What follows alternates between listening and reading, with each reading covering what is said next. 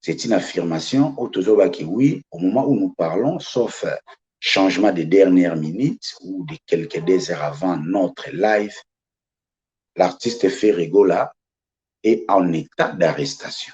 Parce que Ferregola a arrêté. Naza l'aise, il y a quoi aborder sujet oyo, puis qu'on me sabino information où est essentielle.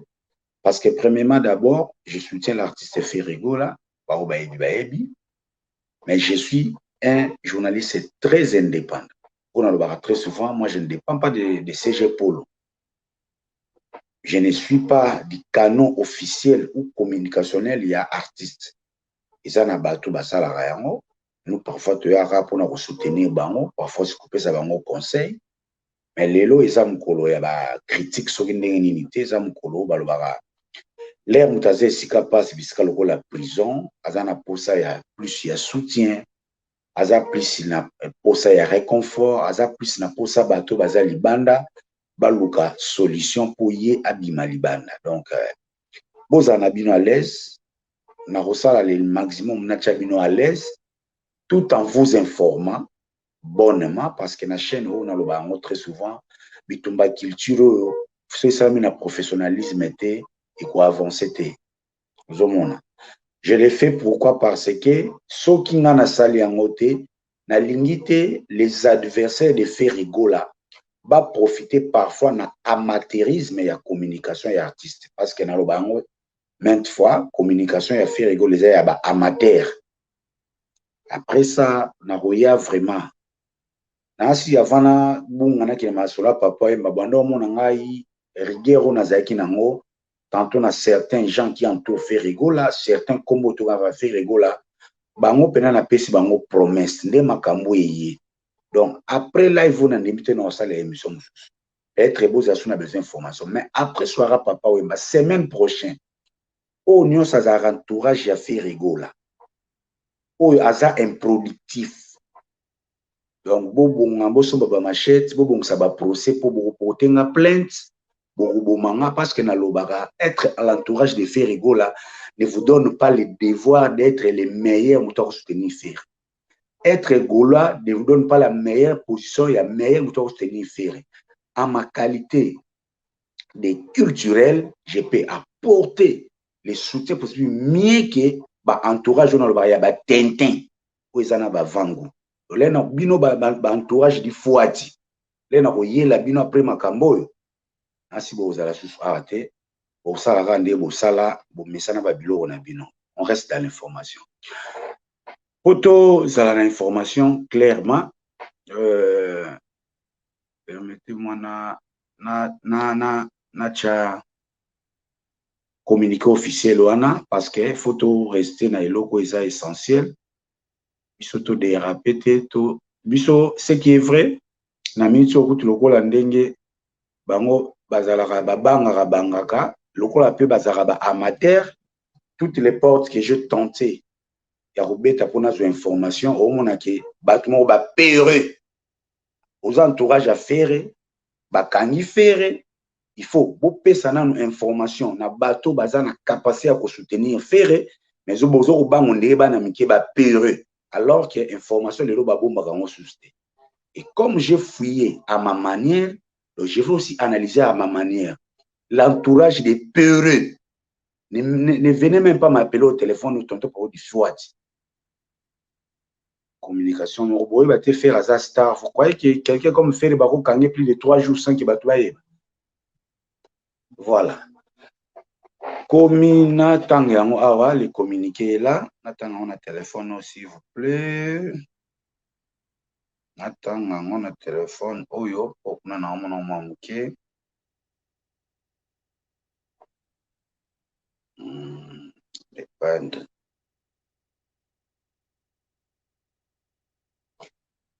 nous avons un communiqué officiel.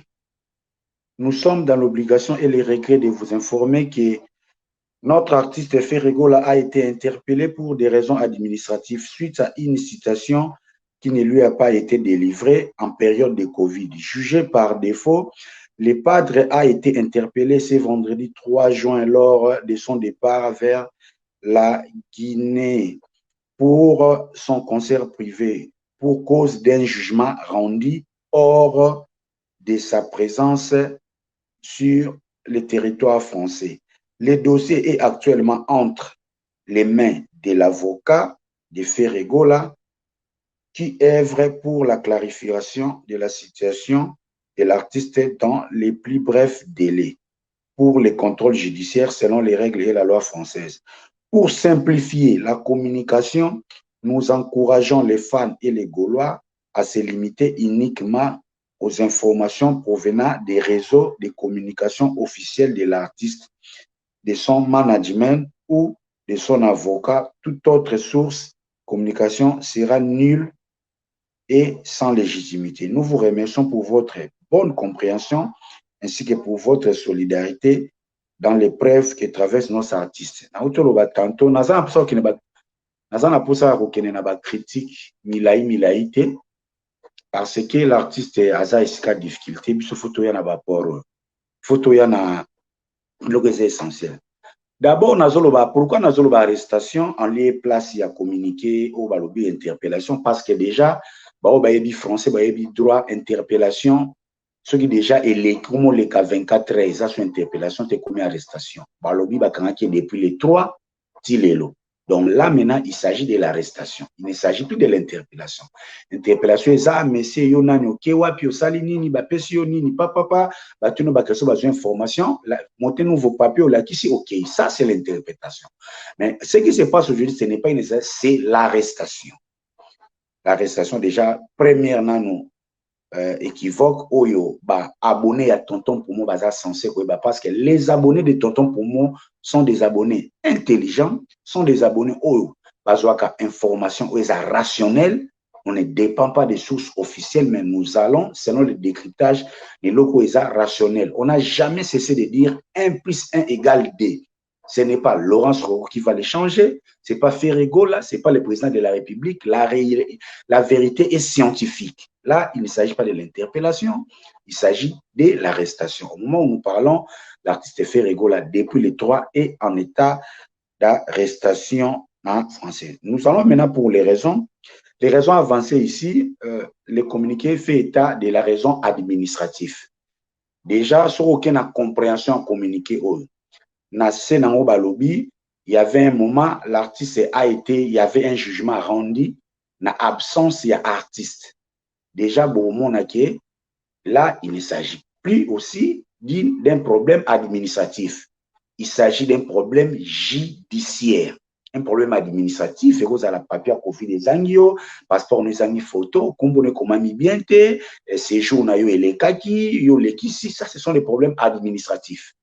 Mais là, il ne s'agit pas d'un problème administratif, il s'agit d'un problème judiciaire. Le pourquoi de ce problème, c'est qui est vrai, vérité. Nga ezalanga na musikate, ndi nazara toujours là, ata bino bantourage, ya ba peureux, entourage improductif.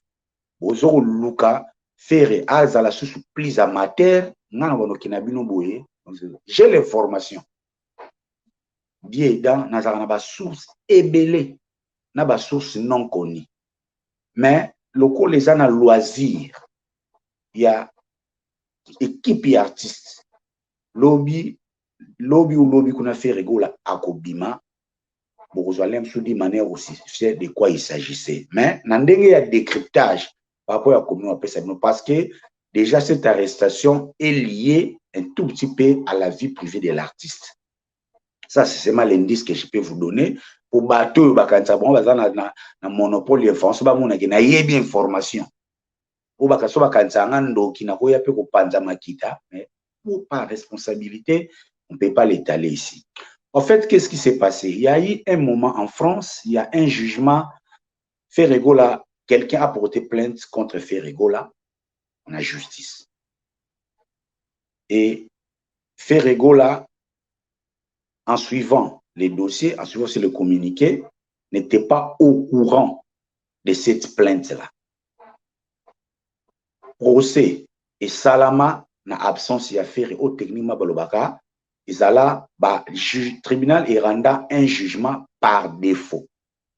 Parce que ceux qui m'ont bakokisi babengi yo batuni bamandat basali basitation directe oye te, bakosala bamandat de comparution oye te, bakopose baacte moko mpo lukoya soki bamoni yo te lokola bayebi ke plaignant azali pour ne pas arrêter la justice, le droit a prévu que même à l'absence, il y a moto bafundi, le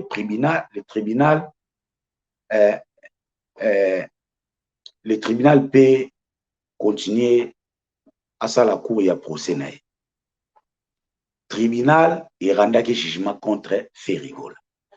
Jugement, ce qui va rendre yango avant ba exécuter yango ba signifiaka mutu oyo ba condamné ou soit ba acquitté. So ba fundi ngai Ridolphe ba condamné nga par exemple na 2 ans de prison bako koma selon ba correspondance so bazana ngo na ba adresse bon bazana ba komelanga ke monsieur Ridolphe oza condamné par ça ba opesa yo pe délai parce que jugement et bandara d'abord elukaka exécution volontaire. Donc na cas d'espèce dès que condamné qui fait Rigola, je pense dans procédure préliminaire ba lukaka d'abord yemoko asala exécution volontaire ya jugement au balobaki wana.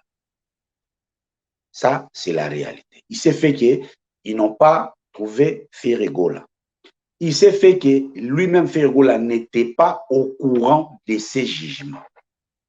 Yangwana, la justice, l'instruction est secrète, leur police, parce que les parquets travaillent avec la police. Police, azalkola infirmier, parquet azalkola docteur. Je pense, les parquets de Paris, il lance qu'il acte moroboye ou bien il peut ça qui information moroboye de façon que ce qui fait basu fait que là aya ko répondre pour à exécuter jugement oyo et condamner qui est en absence naï. Ça ce sont les faits. Mais condamnation on en a 4 et ça condamnation ya nini. Je vous dirais que ça une affaire judiciaire. Je n'ai pas lu les libellés du jugement. Libellé, je mets ça libellé à moi c'était mais ça makamuli on va remettre un jugement. Est-ce que Ferigola na condamnation ana eza condamnation il y a peine d'emprisonnement ou bien isakaka ba amende wana na yebité. Mais l'hypothèse la plus favorable selon les informations NASA ezali une condamnation de manière administrative. Donc il y a quelques responsabilités au tribunal ezo senga na artiste Ferigola à s'exécuter na yango. Yangwana mteza lelo ya jugement nazolo par hypothèse. J'ai l'information, mais analyse hypothèse tout ça bon. Je ne pense pas qu'il s'agisse de peines d'emprisonnement. Combien même il s'agirait de peines d'emprisonnement, vu caractère et dossier, je ne pense pas qu'il cause à la une peine ou qu'il est même allant de plus de 6 mois. Dans l'absurde. Là, je suis en train de cogiter, de raisonner. Donc, raison au Bakangi, ezali que il y avait un jugement rendu par défaut au artiste azalaki notifié dans ngote yemokatere koyeba yangote et il a été interpellé sur ces dossiers. Le kola bakanga qui est vendredi naturellement n'est communiqué lobby l'avocat de Ferigola est actuellement sur les dossiers. Il est sur les dossiers à Zolandela yango. Mais le quoi appelle ça ezaka un instant. Local la paix et ça qui férié parce que d'abord l'avocat de Ferigola premier exercice a justifié pourquoi son client a qui informé un jugement. C'est ce que l'avocat va justifier. Il y a 2 hypothèses. Si l'avocat réussit à convaincre le tribunal de pourquoi l'artiste Ferigola azalaki au courant il y a jugement nani ya plainte wana et que peut sa occasion ça la réouverture ya nini parce que avocat a ça la opposition ya jugement wana ce qui ba pesi plénière contre Ferigola so ba pesi plénière Ferigola raison d'absence na il accepte que na présence ya Ferigola ba opesa ka raison et deuxièmement aussi l'avocat déjà en premier lieu on a la liberté provisoire banini boye akosala union so pas c'est l'artiste est prêt à collaborer avec la justice et ba dimanche on a je pense quoi ils allaient qui week-end na férié à lundi, il y a un peu ça qui l'enterre. Je comprends aussi l'équipe de communication et artistes, il y a peut-être depuis vendredi, bah communiquer qui dans le sens où on a été, et l'air va montrer que c'est 3 jours déjà, un artiste le voit faire rigoler au monde, il fait pas communiquer dans le sens où. Moi, je dirais seulement aux Gauloises et ceux qui aiment faire rigoler. La situation, ils ont paniqué. Les longs après-midi, lobby ou lobby kuna, faire rigoler peut être relaxé parce que nous tous les longs jours ouvrables, par exemple, les lobouillés, là on a long de toi, on a 8h, on a 9h, être bah, heure d'ouverture, il y a heure de travail, il y a tribunal, il y a parquet, il y a France, avocat, bah, et bien, heure déjà, les avocats sont à pied d'œuvre. Ils ont état de droit, puis quand la justice kuna, ils ont makambu, il y a avocat, bah, ni bah, moins tous dans la minute, tous là, suite, il y a avocat, bah, on peut ça, nous communiquer officiel de lobby pour toutes les informations les plus si dans les jours qui vont à venir. Je pense l'essentiel, ils en ont yangwana. Mais dans l'avenir, vous avez compris que Isama Kambouya signifie artiste. En principe, quelqu'un de la trempe de fait rigole. Parce que difficulté Zarani, Moutologa fait rigole, il est résident en Kinshasa. Azana Mukanda na Poto. Mais son domicile officiel est à Kinshasa. Domicile officiel est à Kinshasa. Et puis, l'adresse aux gens na Poto, ndenge échangera. Par exemple, vous allez qui na ebi parité, vous allez qui kota Château Rouge. Tribunal ebi le na Château Rouge. Au long na Château Rouge, au commis par exemple le côté à Champs-Élysées. Tribunal ebi de routine de l'Okaka, correspondance na adresse à Château Rouge. Vous avez et ceux qui ont un remplacé, il y a bien été informé, vous allez informer na ba correspondance à l'État. Il y a moins des hautes personnalités, des stars, Moutologa fait rigola. Dans le pays où il y a sa résidence, par exemple, le roi en France, il est censé élire domicile dans le cabinet d'avocat. Pour élire domicile dans le cabinet d'avocat, c'est-à-dire quoi? Qui n'a pas au lieu où tu as adresse yanda, pour l'objet qu'on changera. Aujourd'hui, au élire, au yébisi, on n'a pas ici au sombinda robitin, on a domicile dans le cabinet, il y a maître, par exemple, la maître Christian. Et pour élire domicile dans le cabinet avocat, bah foutaka ba frais chaque mois. Et c'est là maintenant que Nalobara qui fait rigola est un grand artiste. Là, le pour na ba critique mais ce que l'oka bonge zalaki qui fait à Elisa domicile par un avocat, alinga za le courant de toutes les correspondances et puis avocat alinga agir en temps utile. Donc avantage donc fait rigola à Kobima. Oui. Et l'eau quoi liboso, à part maï, amela, à part qu'on soulager, à part qu'on encourager, yo aussi qu'on entourage. Luka Ozwata, ceux qui chargent au contribuer, faire rigola à élire domicile dans le cabinet d'un avocat. Et l'eau est important, il y en a pour des grandes personnalités. Parce que quelqu'un qui est une star, une grande personnalité, batu ba luko ebele mutako funda oyemba kinzemba batu mutako funda la takeloka batu mutako funda jour no sala ki boye donc boza exposé et pour la sécurité judiciaire c'est mieux ils ont mortal en bon te na éviter ce qu'ils a écouté combien je pense même pas qu'il est 500 € na éviter ça dépend aussi de quel cabinet les minimum que ça soit l'organisation qu'ils a bien l'ingé donc éviter ce bloc pour les restes ngai nazana ngana posa ya roya lelo te na alarmer batu na lobaka ke esika fe rigola zali lelo eza esika ya bien te mowei na prisonnier bakondana bango te eloka liboso tolukaka na mowei eloka liboso tolukaka na prisonnier ezalaka soutien nazalaki na boloko osalisaki ngai te nazalaki na nzala opesenga bilei te yango totanga na Bible. Na minute oyo, je présente mes mots de réconfort à la famille biologique de l'artiste Ferré Gola lui-même, mes réconforts à Thierry Gola, à Maman Marie, tout le monde, les courage aussi à l'équipe de Ferré Gola, bah CG Polo, Banani, ba Tracy, ba Botoko, ba Tunionso, ba équipe ya Ferré Gola, eza likambo ya ko asalarme te. Ils appellent likambo ya ko yoka na loyenge te. Ils appellent les Cambouya Bengaka Batouté 3 personnes. Hey yo, DJ Polo, hey yo Moutou. Non. Ah, ils ont yo Moutou Nanouté. Ils ont les Cambouya un avocat Sengara. Moyen, information, ils ont bien géré. Information, ils ont Moussous Babombaka. Ils ont Moussous Babombaka. Te passe à tabo bombi, Goye Banakaka. Bah, aya les Picasse. Non, c'est calme à tout le monde. Aux Gaulois et Gauloises, continuez à vaquer paisiblement à vos occupations. Na ba chaîne abino bokendaka, ya ba fan, est-ce que vous se réconfortaka, est-ce que vous bengaka, est-ce que vous alaka. Allez-y, réconfortez-vous, trouvez des moyens, sensibilisez-vous, faire rigola le plus tôt possible à Zala, Libanda, parce que Eza, il y a grave sur une indignité, c'était une affaire liée, je pense. Naba devoir moko ba condamné qui a salamo il n'était pas signifié donc ce cas la disponibilité qui a exécuté ou soit avocat na monique a moko ba reprendre procès peut faire la peut être représenté par son avocat ça dépend naba garantie ni avocat ya fait rigola a couper ça na tribunal. Bon anniversaire à toi honorable Pépé Tazi.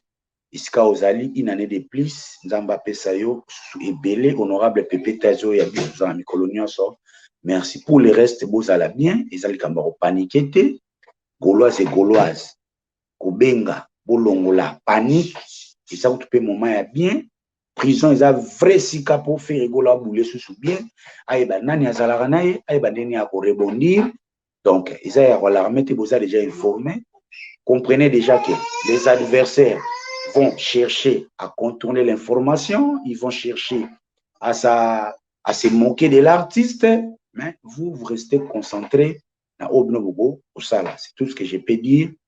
Merci, je pense qu'on se voit après soirée papa, à Londres, vendredi Bobo Santé, Boya soirée, vous appelez les bienvenus, Théophile Munganga, Lentelo, Telinkoyi, Pascal Tchoka, l'inoxydable, Schubert Ngeleka, Yvette Matériaux Durables, na PCMBO Tebele, Jocelyn Kere, merci infiniment.